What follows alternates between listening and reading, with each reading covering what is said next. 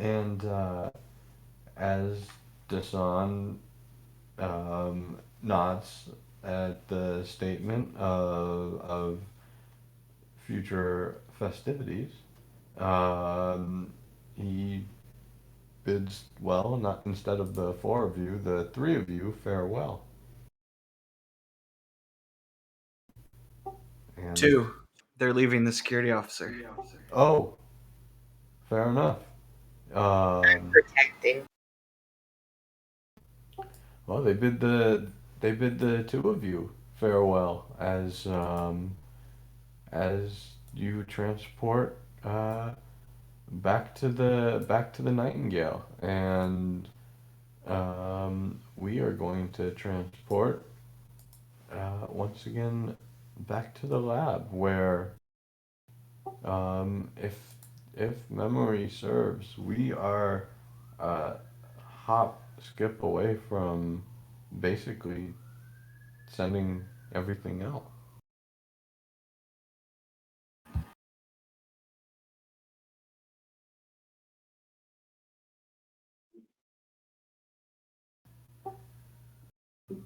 And actually, oop, uh, sorry about that. Actually, as you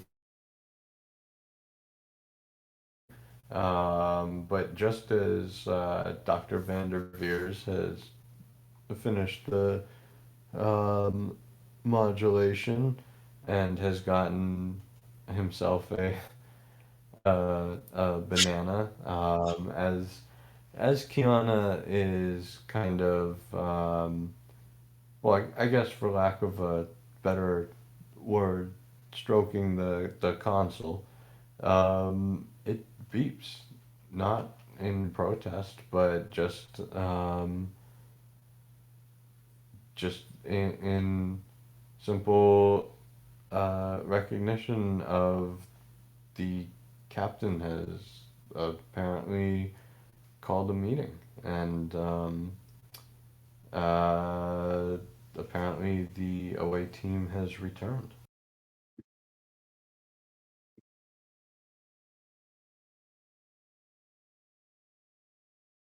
So, Mountain, do you have the ability to take this back, or do we, well, send it to you on the station? Um, as he says, well, certainly, um, we'll certainly uh, start synthesizing it right away. But any fine tuning you can do, you can just send out fleet wide. I then looking at the two of you, he says, um, the two of you have been an amazing help on this. And well, quite frankly, I don't think we could have gotten there without your aid. And I think it's only right that, well, it's a professional courtesy to let you to publish. However, it's spelled Mountain, and first name Zachary, just in case.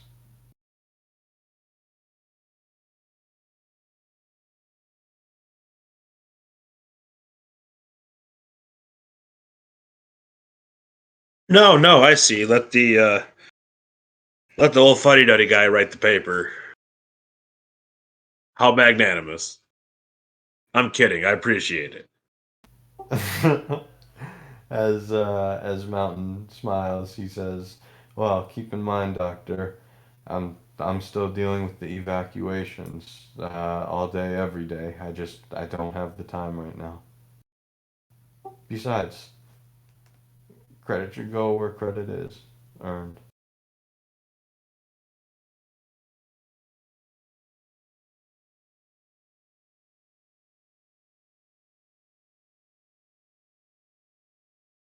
Same goes for Hikuri here and all. Um, as and Das, um, as he simply shakes his head and says, "No, I simply watched the console. Please, I offered nothing. I was. It could have been anyone in my chair." Nonsense and all. My name is Andas, sir. Right. Andrew. Got it. Although Andal does sound like a better name. He kind of muses out loud.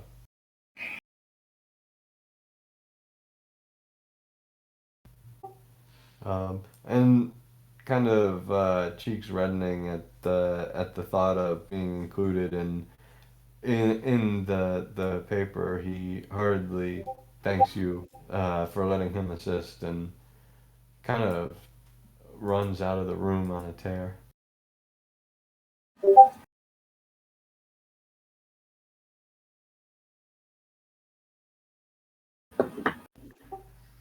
Um, and as Mountain says, well, speaking of which, this is the most peace I've gotten in weeks. I have to thank the two of you as well, and it would seem that you've got a meeting. So, and as he looks around the lab, he says, maybe we can consult like this again. This is, well, quite state of the art compared to where I'm working. Sure. Offer stands both ways. And he looks at you and says, uh, you, um, or actually, I apologize. He looks at both of you and says,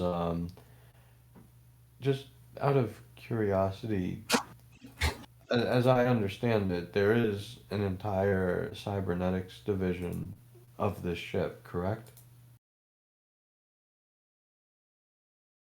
Yes, that is correct. As far as cybernetics go, my expertise stops at installing.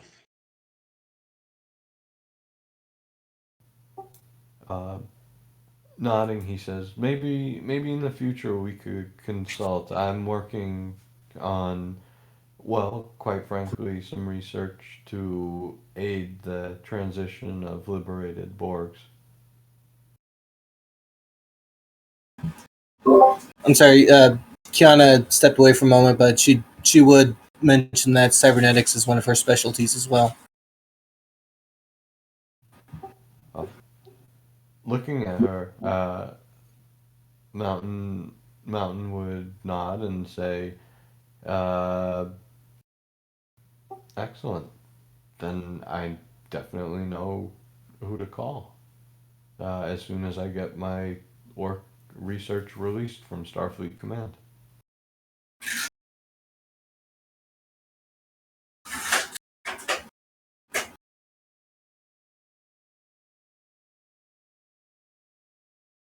Okay. Um, And with a final nod, you hear him look up and say, "Computer and program." And though uh, for over a, if we were to shoot over to Deep Space 17, you would see just a grid of black and yellow as Dr. Mountain walks out of the room, preparing to get back into the thick of it. And over in the Nightingale, the Dr. Mountain program simply freezes in place.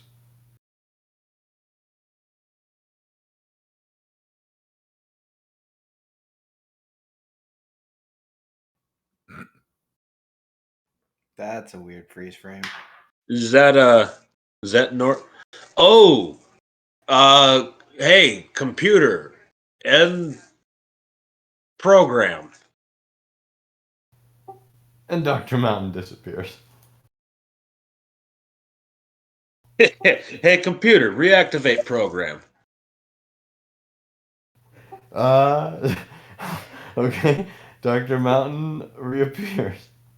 This is cool. Oh, okay. End program. I'm done. Dr. Mountain disappears. As we do this for the next hour and a half. Um, You could dress him up. I'm gonna just bring us all to the conference room. 2 hours later. Oh, whoops. Arif is not there.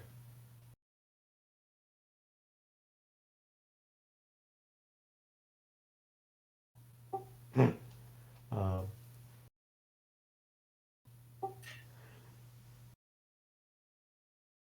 Yep. The captain sits in her chair and says, "So, I assume you all have reports to give."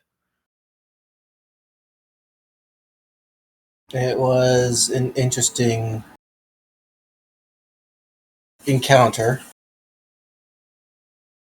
to say the least. The basic summary appears to be that there are two factions of Hirogen that have made their way from the Delta Quadrant. One seems to have softened on their views of the Federation and seem to be trying to make significant cultural headway with the technology that Captain Janeway gave them. But there is a significant subset of about 13 ships that are apparently operating in the area that have expressed a desire to go back to hunting the area. And they did give us transponder codes for the ships, which should allow us to confirm that they exist. But I doubt they're operating under them still, because they didn't seem to think that they could use them to find the ships. She nods. Well, very well. Get the information to the Gungnir. They're a little bit more able to The handle. hunters, yeah. She nods. And they're a crew of, well, reckless would be a light term, but they're fun. She says. While we're on the subject of delegation, it seemed pretty clear that Arif wanted to poach our first contact mission. He seems to have taken the lead on that. Well, to be fair, this is not a first contact opportunity. It's an opportunity for Described as such. it's an opportunity to open negotiations with a previous enemy. It's the kind of thing careers are made on. She nods and she says, "And do not fear, Commander. You will get your time with them. Believe I just me, think, Arif has no interest in poaching anything." I well, bet you're the one she's- that's going to have to deal with him with an additional pip on his collar. She laughs out loud, like heartily. Sorry, Commander. Let me put it to you this way. Arif's been a commander for decades. She says, "I don't think he wants the extra pip." And besides, there's an opportunity for a true first contact should they decide to reach back out to us again. I am quite positive about that. She nods. So all is not lost. There's Although still time to get yourself another decoration. And she'll say with a smirk,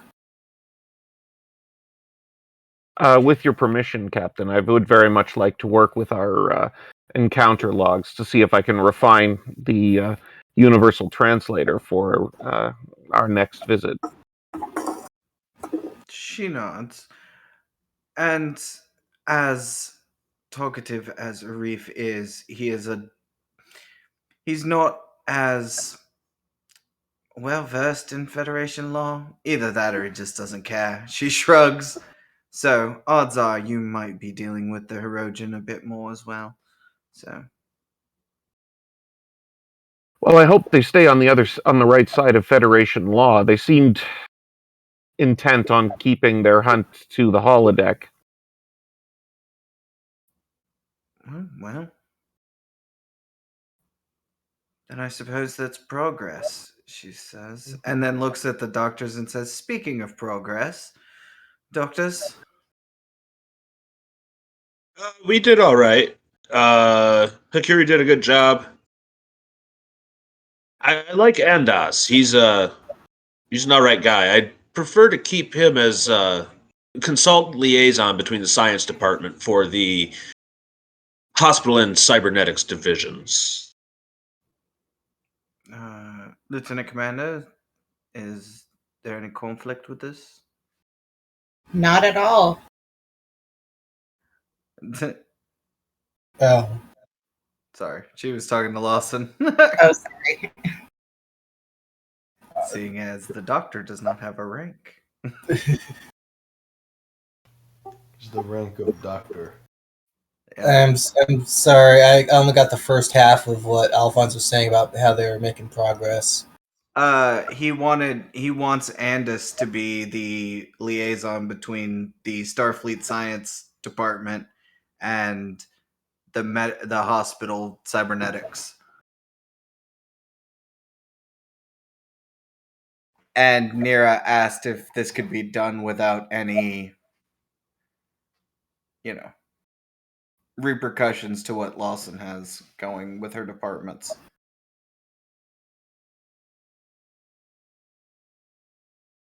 No, I do not see why not. It's just a matter of reorganizing the manpower. And there was originally someone else, but if the doctor here prefers another person, then I can just put him in place of the one that was already there. I don't think it'll cause any undue difficulties among the crew, provided that the gentleman is accepting of the change. She nods. And she'll type something on a pad and slide it over to Desesh. And she says, "I have an idea for a holographic program for Dr. Vanderveers. We can discuss later." I actually would love to have that conversation. There's some changes that we need to make with the Hollow crew. Okay, we can do that. Well, you may want to get up to speed on what the kind of hollow crew you have now before you start making changes. I'm pretty sure that was out of character, and so is my statement. Yeah. She'll look back at Vanderveers and Kiana and say, "So you have managed to figure out a cure, as it were, for this illness?" We figured out a treatment. She nods. Oh, well, I suppose it's better than nothing. Is No. that Running a hospital, you used the phrase treatable rather than curable. She nods. Yes, but you also have to. Well, I have learned that one of my new particular joys in life is explaining to non doctors how treatment works, she says with a smirk. You're into the legal stuff, right? Yes, If I said I have a cure for something and on one patient it didn't work, what would that one patient do to me? probably have a problem with you. Most No, they're gonna likely. sue me. No, Certainly, there's that's going to be arbitration. Now, if I say you've got something that's treatable and I treat it, and it doesn't work, that's just how medicine works.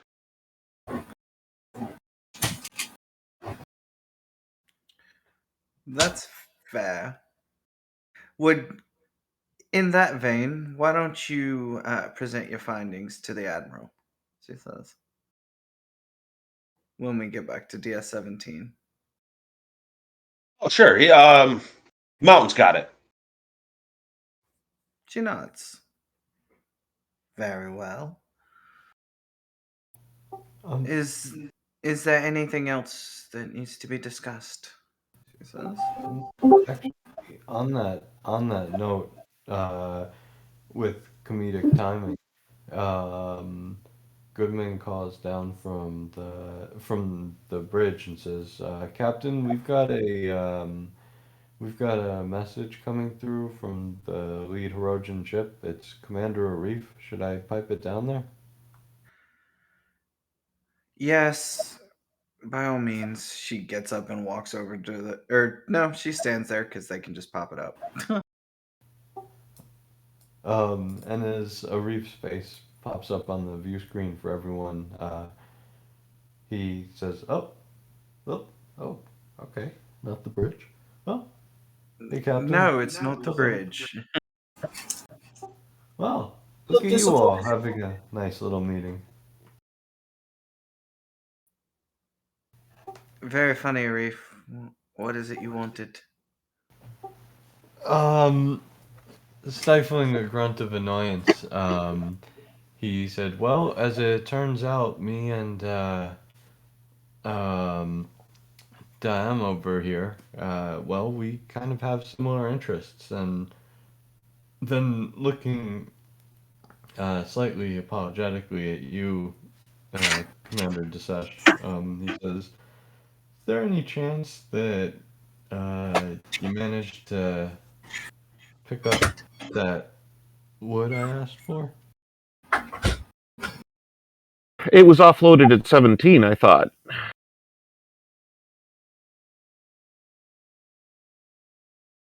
You can confirm that whether that actually went through.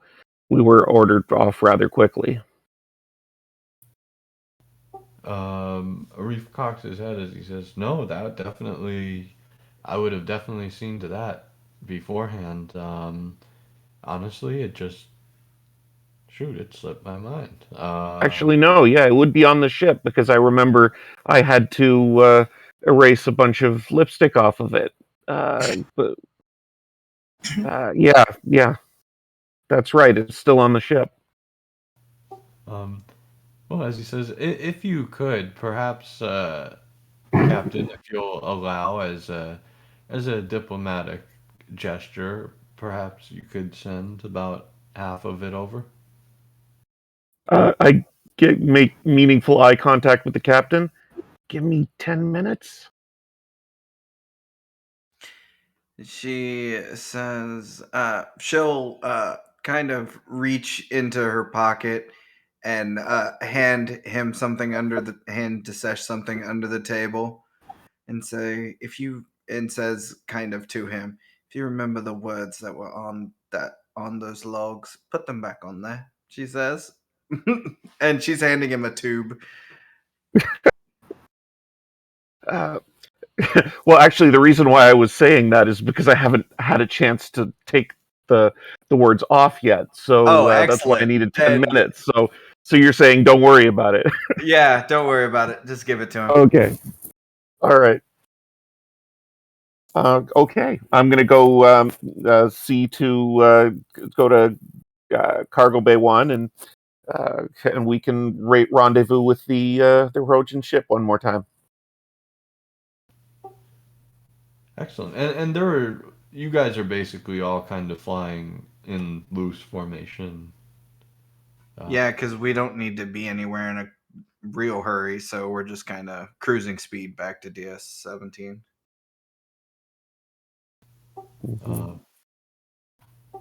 And as okay, At, yep. and Nira would probably be the most likely to see it at the mention of the logs being on the ship.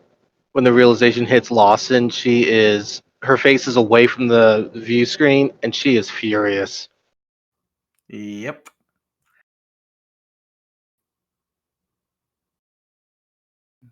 Right. Well, Arif, you'll have your logs in a few minutes. Thank you. Yep. And as he looks around, he says, "Anything else interesting going on?" Not particularly. We're just marveling at how big that stick is that's up your. And she stops herself and just clears her throat. Well, what can I say? Reef says smoothly, "You were always able to one-up me, Captain. I'm sure it's not as big as yours." And the view screen clicks off as Reef ends the transmission. That was a good Is one, 10 Cap. meters too short? 20 meters? Probably 25 meters. She just pinches the bridge of her nose like the gif I posted.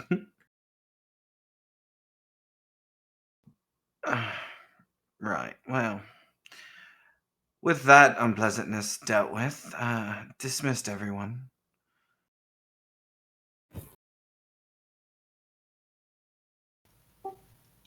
Um, Oh, I'll meet up with Lawson because she wanted to talk. Was it Lawson or the captain? Because I know the captain needed to talk to him.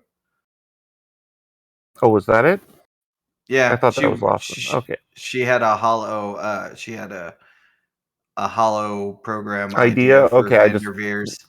got confused. Okay. Yeah. All Yeah, right. my comment was in out of character one about understanding what you're working with first before you go making changes.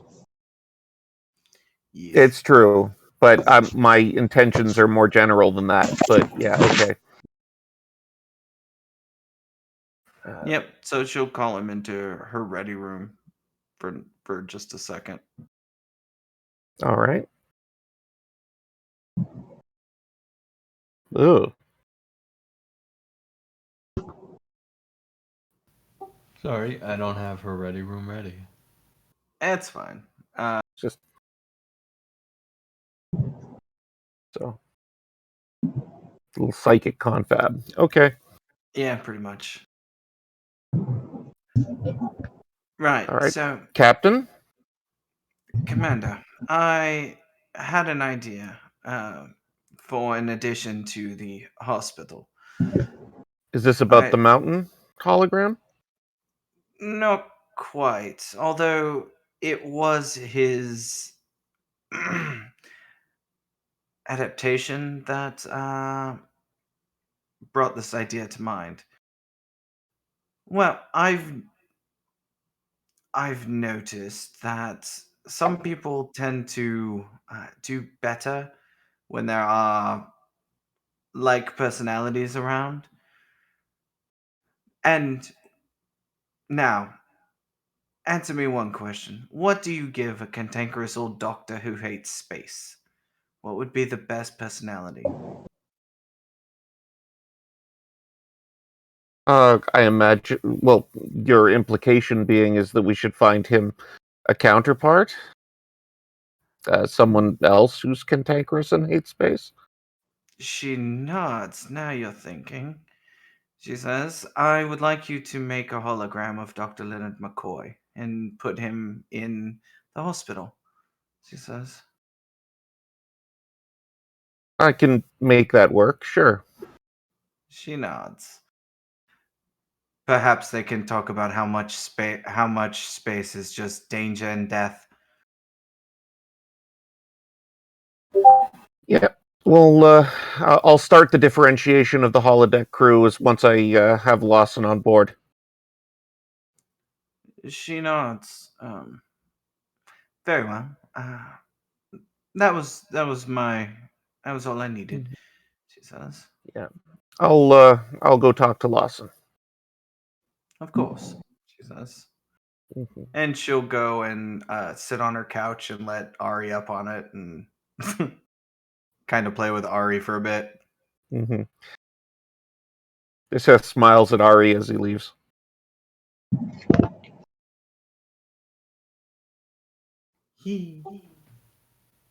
And where is Lawson?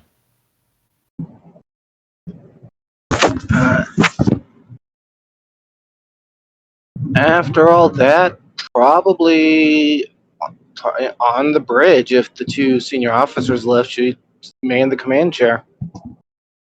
Mm-hmm.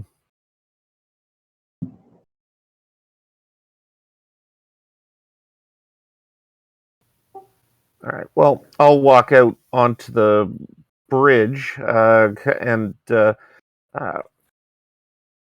just ask Lawson, do you, Lieutenant Commander, could we have that talk? Sure. In private, and she'll point to the back of the bridge. Seems like the conference room would be the best option. She'll nod and get up and head that way. Mm-hmm. Goodman, you have the con. And as he nods, he sits back in the chair, hands down to his sides.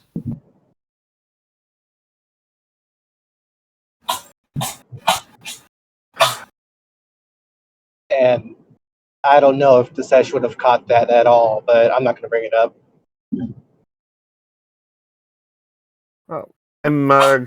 You're referring to your look at the boards thing back?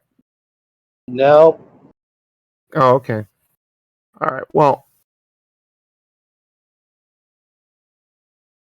back in the conference room,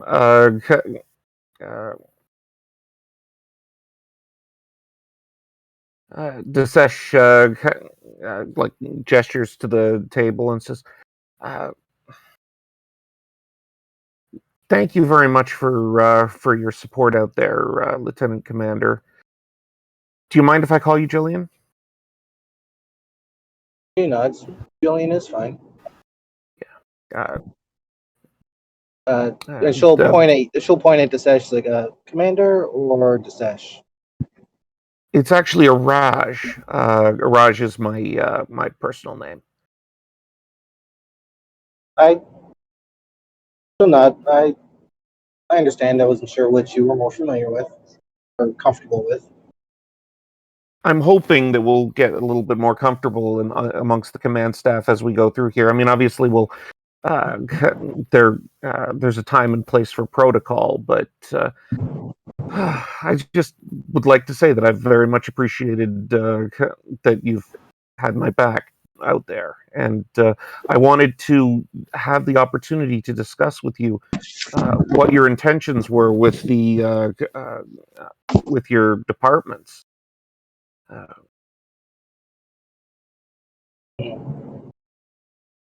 Well, at first she was smiling. It fades to a little bit more of a smirk at that. Saying, well, the departments are relatively small. That's why Starfleet decided to have a simple chief of operations instead of individual chiefs of each department. As mentioned before, managing the small groups of the three departments is not entirely difficult, just spread out across the talent group is a little bit of a challenge, but nothing I cannot handle. I wanted to bring your attention. I wasn't sure, but in case you were concerned about with the change of command bringing a reorganization, the captain wanted me to let you know that as long as you were comfortable with the status quo, we were going to go forward with it. She nods. I did have one other issue that I wanted to bring up regarding when we last spoke, we had brought up the issue of the Hollow Crew, and I wanted to get a little bit more information from you on the current state of affairs. how many Hollow Crew do we have? Are they all EMHs? What is the current complement, as you understand it? Storyteller. The Prometheus usually has supposed to have somewhere around a couple hundred to 300 actual crew members. Are the numbers completely filled in with holographic crew, or is it even less than that? For the most part, it's filled in. I'd say it's probably around 200 total crew members, including you guys and the hologram. So at any given time, there's probably around 150 of them walking around. Okay, I can work with that. Now, just from what I've observed in the last week, though, they're all generic holograms, right? Like just the same person copied multiple times, I would argue no. Jake, if you want to let me give a spiel first, and then you can tell me how valid it is. Go for it. So Jill will actually lean forward on the table, just sitting on her elbows. The ship is fully equipped with a holographic crew across all departments. To call them all EMHs is a severe lacking of understanding. The EMH is exactly what it states, an emergency medical hologram. None of these are the equivalent of that. They are individualized faces, granted thereby procedural mapping versus picking a specific person and copying them. But they run across all departments: operations, engineering, science, mostly medical, but you will not see any two people at the same time. Their personalities are also somewhat varied, but to the same purpose of completing the task. All of which is run off of 3 individual holographic cores. In the event that the ship separates, each section can maintain its own holographic crew as well. You'll find that your understanding of the EMH is only, what's the saying, the tip of the iceberg when it comes to how well this ship is equipped. I'm going to be learning definitely over the course of this posting. I want you to understand where I'm coming from, Lieutenant Commander, because my interest is to make sure that we are capable of differentiating and keeping track of our hollow crew. If they're being procedurally generated, that's wonderful, but I have worked with photonic beings that are intent on seeking individuality and identity, and I want to make sure that we can tell them apart. Oh, when I mention procedurally generated, I don't mean it's always. When the ship was first implemented, that was when the procedural generation was taking place. There are unique identifications across the holographic crew. I would hesitate to say that they are all sentient only because of the programming involved. However, I believe the intent was if any of them do grow into true sentience, such as the case of the Voyager EMH, that would be allowed to happen. That's what I am trying to facilitate. I want to make sure that we are keeping that we're aware of and nurturing the potential nascent life that we have on board and treating them in the way that is commensurate for how important they are as crew. She'll give a soft laugh at that. We've been on the same page from the beginning, it seems, for the last few months that I've been here. I got the impression that that was the case, but I don't think that I necessarily was explicit about my opinions on the subject. I have been on the forefront of arguing for EMH rights, and I intend to use this opportunity to make sure that this holographic crew is taken care of.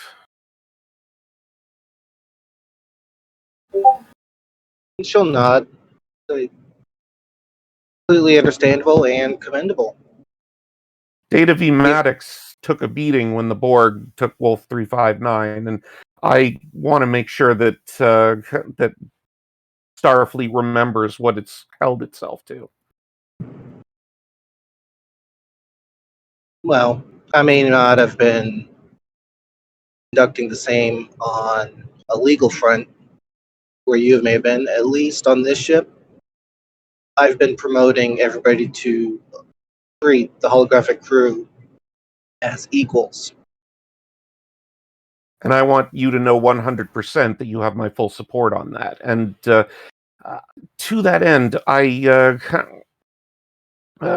have a particular task that I was hoping to create a unique holoprogram for, and I was wondering if I could get your assistance with some of the logistical and hardware support for it. Specifically, I'll help you any way I can.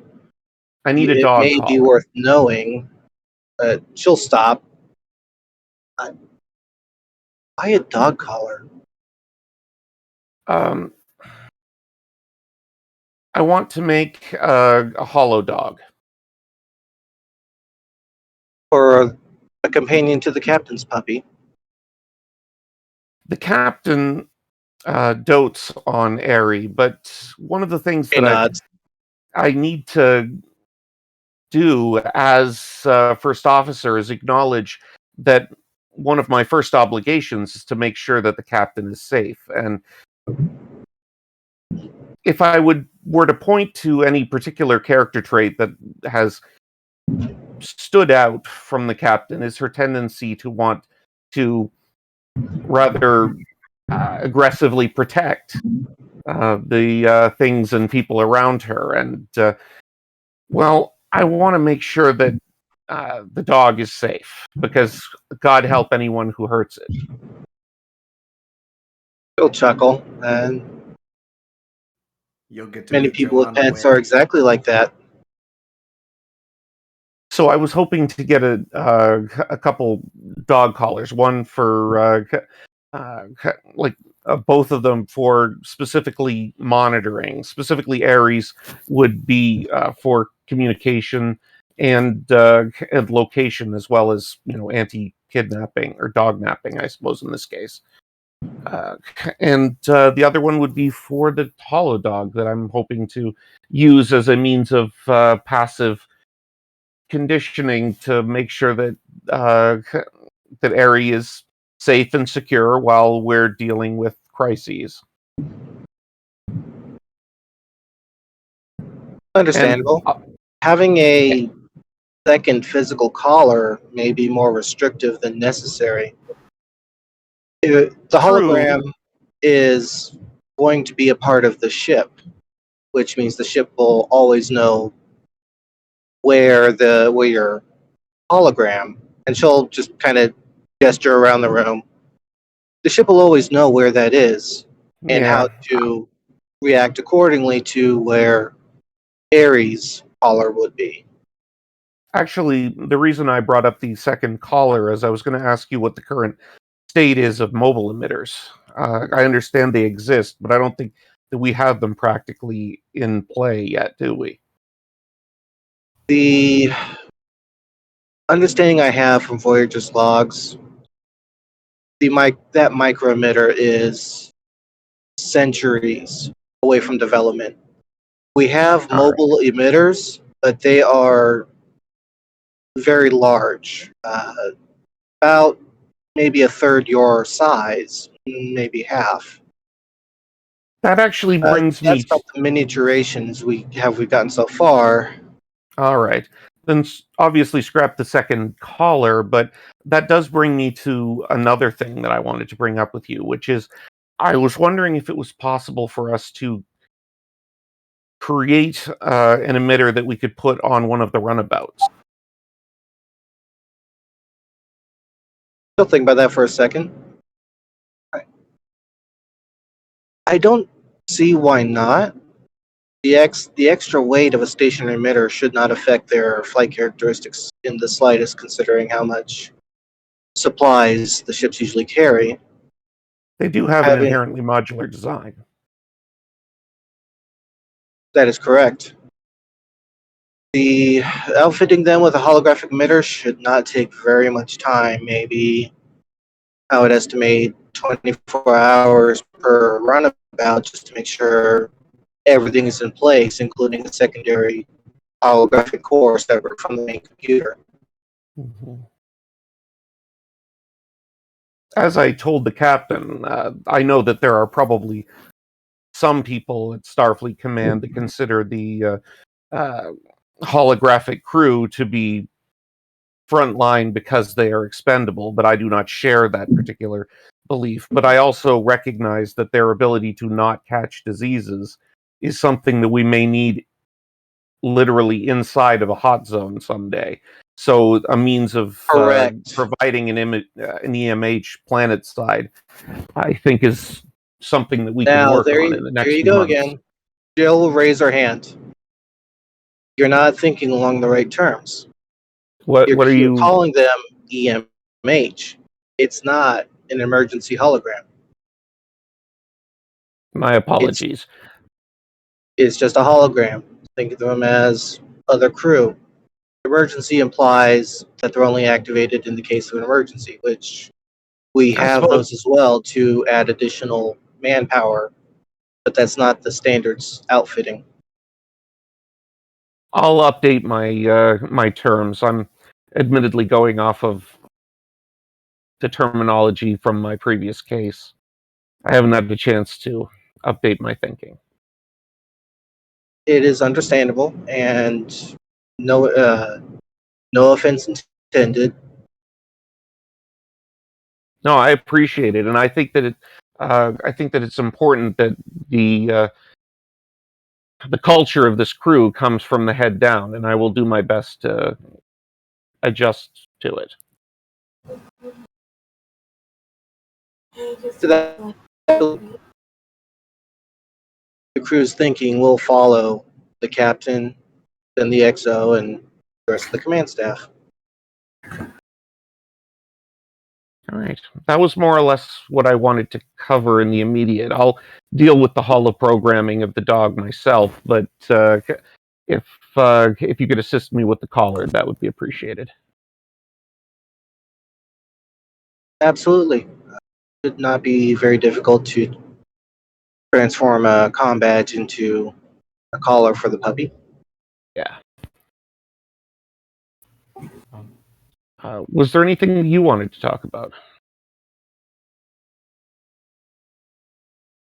Mm, not officially, but regarding our outing on with the Hirogen, as if nobody's said anything else yet, not a bad job. Thank you, Lieutenant Commander. Back at you. Uh, and Jillian, I really would. I am looking forward to your party. I hope that we get a chance to make that happen. Then I guess I'll see you tonight. Says with a wide smile. Uh, the commander smiles back and departs. and and as that conversation's going on, what's our captain doing? She's currently taking a walk around the arboretum, and she'll hit her comm badge and say, uh, "Doctor Hakuri, can you join me in the arboretum, please? Yes, I'll be right there. Thank you."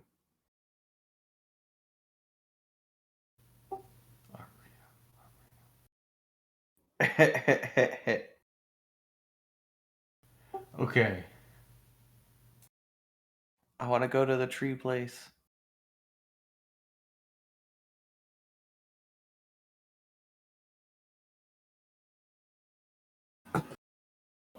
And as you're walking in, you can see a couple of the various crew members and the beautiful lusciousness of the real arboretum, by the way, not holographic. As you see Kiana walking down the path towards you. Ah, Doctor. So exciting couple of days, yeah? Yes. She'll walk over to the bench and sit down. Kind of. Ari's off in the grass, like running around.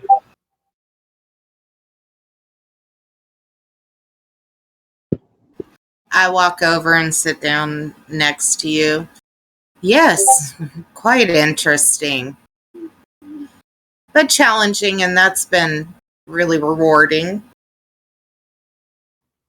She nods.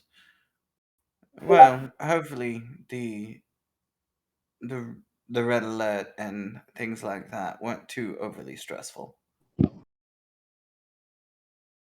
No, She it nods. happens.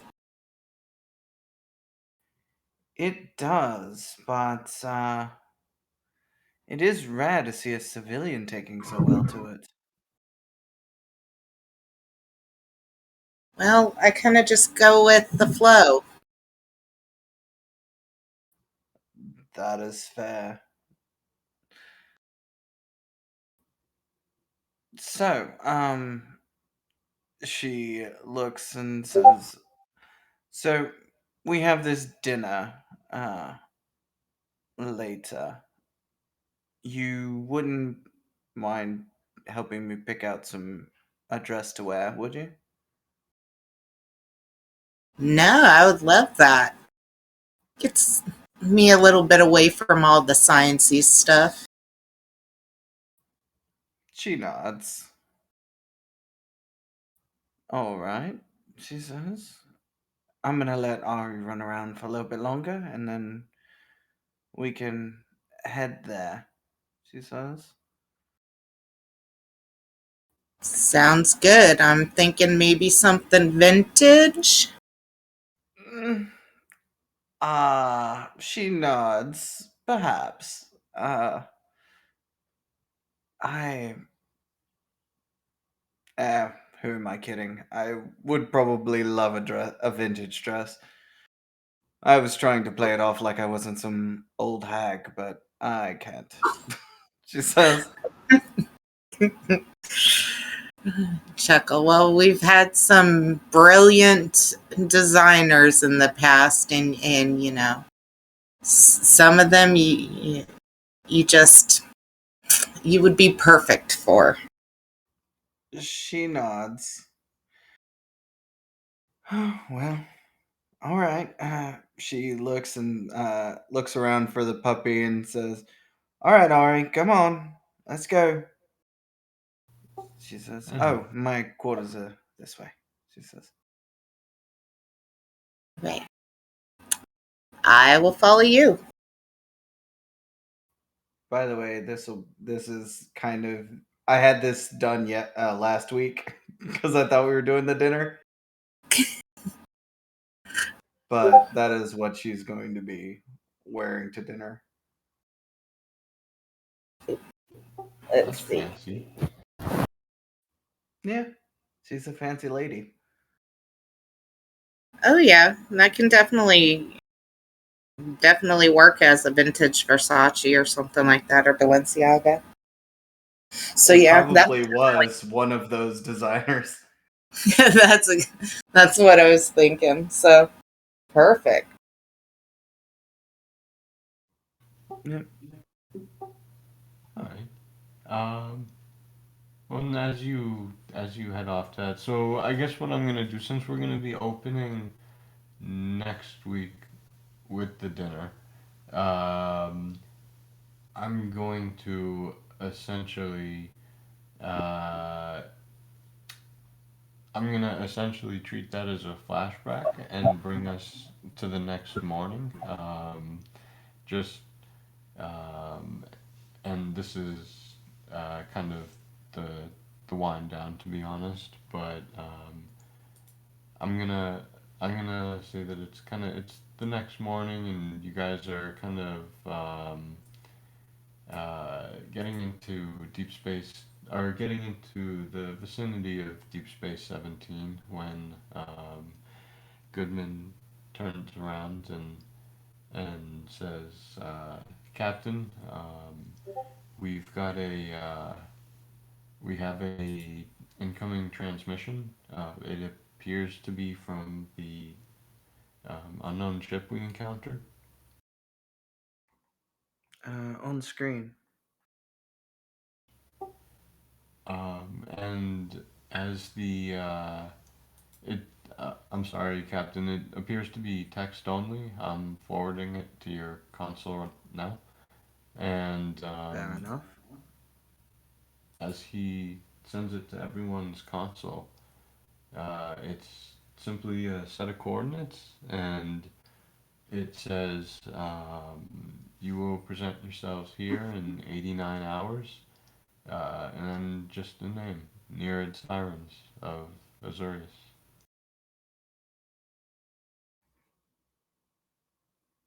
Well, as far as invitations go, I can't say this is the worst.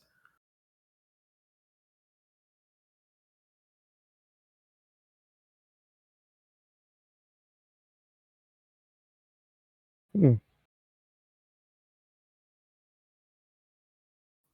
I mean, they at least they didn't have or else you'll be executed. Who is this from again? It was the unknown ship that was with Oh, the okay. Hook. Yeah, we never even got a race name from them. All Well, right. I'm Guess sure we'll we'll find get out when we them. get there. Yay, first contact. Yeah. At least it's an open door. Mm-hmm. She looks at the search and says, "Well, you better scrub up on your diplomatic policy." And my tap dancing. Or Sure. jazz hands. She says.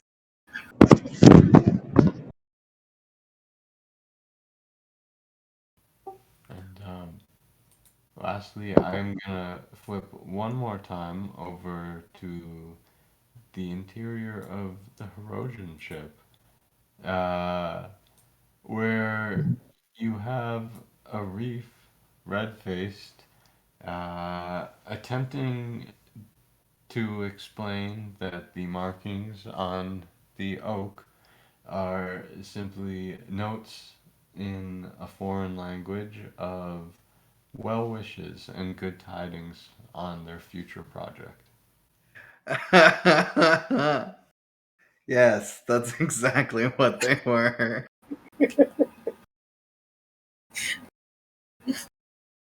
I would have said measurements, but okay. No, I'm fairly sure she coined together every word for that could even conceivably mean dickhead in Elorian.